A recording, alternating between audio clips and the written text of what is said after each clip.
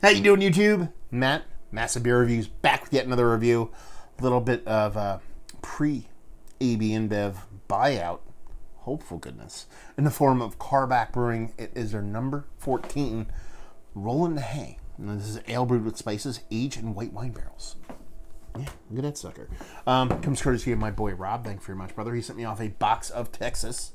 I've been messing with the every bits and piece of that box, so don't believe what you hear. But I'm intrigued to try this one because I've only had a couple Karbach beers, and it was a post-AB InBev. Not that the brewery's going to change entirely when they're taken over by a big company like that, but there's always going to be changes. This has a 2016 date on it. I believe November 2016 is when they were taken over. So this undoubtedly was racked in the barrels, bottled, and shipped, if not before, right when they were purchased. So it's a pre-AB InBev product. Not that it matters as far as flavor goes, but figured I'd mention it. As far as what it says on the bottle, it says Karbach Brewing Limited Edition number 14, Rollin' the Hay, ale brewed with spices, Asian white wine barrels. Karbach Brewing Company, Houston, Texas. Storytime over here says, spring has sprung, and while the birds and bees have been busy, our brewers have been up to a little hanky-panky themselves. After aging Saison in white wine barrels, hints of citrus converge with subtle aromas of oak. A touch of sweetness on the palate is quickly followed by an explosion of effervescence and a firm yet delicate finish. Like any good Rollin' the Hay, this fine ale should be consumed with gusto and mischievous irreverence. It should also be served cold enough to create a glistening droplets of condensation on the drinking vessel, preferably one that is curvy or hourglass shaped. Fun Series 14, 2016, done and done. Label's pretty basic. I kind of like it. It's all scarred and fucked up and wrinkled. Kind of turns me on. So, there you go. Let's see. Gonna get a hiss? Oh, yeah. It's not screaming to get out of the bottle, too. I like that. A little bit of a hiss. Carbonation's still alive, but it's not over-carbonated. We're off to a good start so far. So what do we have here? I mean, they already mentioned it, so it's a Saison. I did not know that until I read that. But yeah, you can see, I mean, it's kind of what you'd assume it would be even if you didn't know it was a Saison. This rich orange in color, nice carbonation to it, nothing too crazy. The glass isn't sweating all that much. Probably right at 50 degrees this bottle is. Soft haze. Kind of looks like an orange jello kind of color to it, but in beer form. Let's see if we get a nose on it. That's not a good descriptor. Ooh, okay. That white wine is very aggressive. Wow. I actually don't know if this is going to be an amazing beer or a shitty beer, because the nose is giving me so many different things. That white wine is so aggressive. It's giving me like almost subtle hints of turning, of sourness in a bad way, but I couldn't tell you that for sure. I'm getting this huge, rich vanilla character. I assume that's coming from the barrel itself. So I'm getting big wafts of rich vanilla.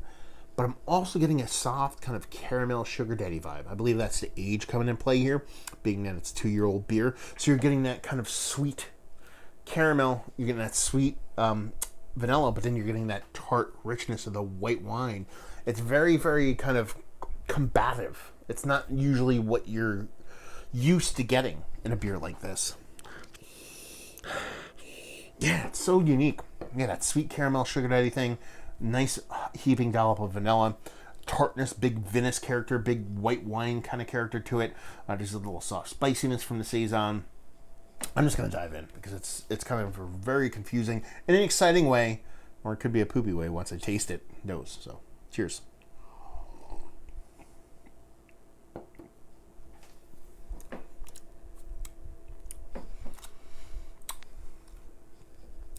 I still don't know. I still don't know if I like this beer. It follows the nose to a effing T, which is really weird. You're getting that big, rich vanilla character from the barrel with a little bit of soft oak, so it's a little bit drying, a little bit of soft kind of coriander, peppery vibes. Maybe orange. I talk about orange. I can get that kind of orange candy kind of vibe from it because of the sweetness in there. But you're getting that kind of big white wine vinous character from it too, which takes an inherently dry, sprightly beer like a Saison. And then you add that soft caramel thing from age, and that spicy pepperiness, and then you add that tart vinous character on the end of it. It's just such a left turn in the style. Sure, Saison can be aged in white wine barrels. I get that.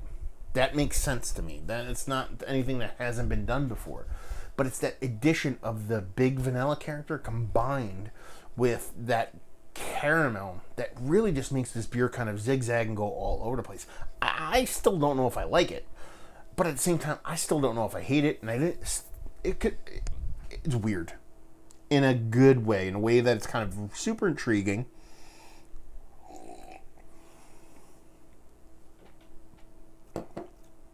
That's a weird beer.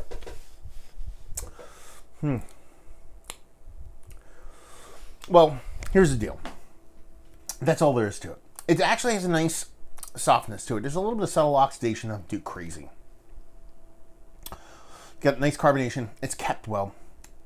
I just think age might have been the wrong thing for this particular beer. I think it might have been something that needed to drink fresh, because I think if you strip that sweet component, that sugar daddy component, I think it comes off as a markedly different beer. Something a bit more closer to wine with a subtle sweetness to it, as opposed to being a rich kind of toffee, caramelly kind of sweetness, and then adding that wine on top of it. Just doesn't make sense, at least for my palate. So it just tends to be a little bit too hergy-jerky for me. So I don't think age did this any favors, but at the same time, I'm really excited that I'm not drinking the goddamn thing, just because it just, that flavor profile to be that all over the place, and for me not to be totally turned off by it. There's something redeemable in there. Yeah, I couldn't tell you if I like it or not, and I'm sure it's coming across on a video, but I kind of want to keep drinking it. That's the other portion of the show. So yeah, I don't know what else to tell you about it. I mean, the notes are pretty clear, from that sweet vanilla caramel thing to the vinous white grapiness to that soft woodiness, a little bit of soft pepperiness. It's all there. It's just, it's mayhem in a bottle. And I think it's worth picking up. Let's cut to the chase. Is it one of the better wine barrel aged beers I've had as of late? No. Is it one of the more intriguing ones that I've had? Yes. Just from a curiosity standpoint alone. Value and availability, no idea. Maybe Rob can chime in and leave you with, if you like what we like this. If you want to try beer, you want to expand your palate, you want to try and taste things that normally you don't get together. If you see this on the shelf and you're into just flavor, the combination of flavor and exploring where flavor can go, it's a fun one to drink. Not for just the knee-jerk visceral, is it good or not? It's fun to see where flavors can go, especially with age and things like that. Yeah. It's worth a taste just for that alone. Yeah. Would I buy another bottle of it? Maybe in like 5-10 years when it's super old to see what it turned into, but I'm not picking up another bottle of this, but I'm definitely going to pick up one if I watch this video and I'm kind of curious about those kind of flavors and beers. I'd pick it up just to see what it's all about. There you go. One of the more bewildering, I can't even say words right, bewildering reviews that I've done in quite some time. There you go. Down there if you want to talk about it. Massive Beers if you want to check me out doing the social media stuff. Beer Massive if you want to check me out doing the whole podcasting thing. And hopefully you guys enjoyed the review. Hopefully enjoying a nice little pre-AB InBev Karbach right now. And we'll see you next time. Cheers.